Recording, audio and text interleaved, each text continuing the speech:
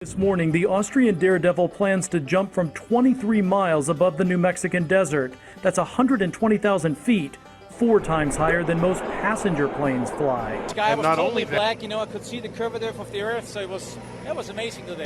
Tell us what emotions you had. Well, when I was standing outside that capsule, it was a very quiet and peaceful moment, you know. At that moment, you look at the world, it looks very fragile.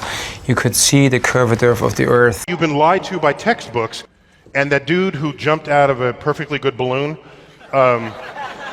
what's his name?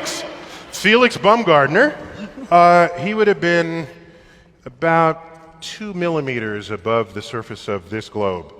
That's his edge of space jump.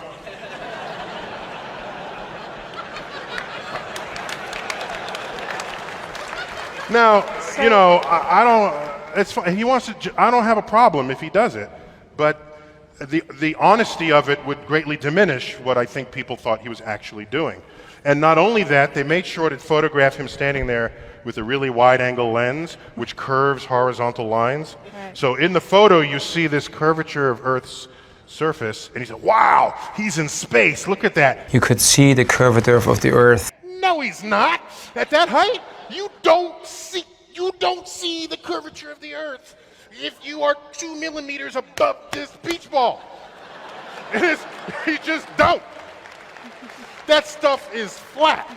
That stuff is flat. That stuff is flat. You've been lied to by textbooks. It was observation that showed us the Earth's curvature in the first place. And if you don't believe all of those scientists and government people for some reason, fly in an airplane and behold an inarguably... You are moving 1,000 miles an hour as Earth rotates. You are moving 18 miles per second in orbit around the sun, and you don't feel any of that. Okay? Okay. You don't feel any of that. If it's trying to fling you off the Earth, okay, but the force of gravity is resisting back, by what force is it trying to fling you off? That upward centrifugal force subtracts from the gravitational force that the Earth is trying to put on you. It subtracts. Okay. So Chuck, what do you weigh here and now? 192 pounds. Yeah. All right, I'll give you the 190 pounds, okay? Okay. So if you do the math, you run to Ecuador, because we're in the Western Hemisphere, so let's stay there. You run to Ecuador, you will not be 190 pounds.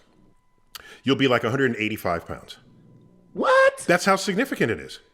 That's if I did my math correct, and I think I did, there are pounds less that you weigh for living on the equator than for living anywhere else, simply because the spinning Earth is trying to fling you off. Nice. Yes.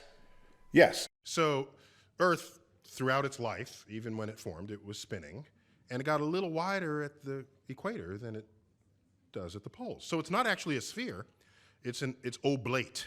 And officially it's an oblate spheroid. That's what we call it. But not only that, it's slightly wider below the equator than above the equator. A little chubbier. A little chubbier. Yeah. Chubby's a good way. It's like pear-shaped. Yeah. So it turns out the pear-shapedness is bigger than the height of Mount Everest above sea level.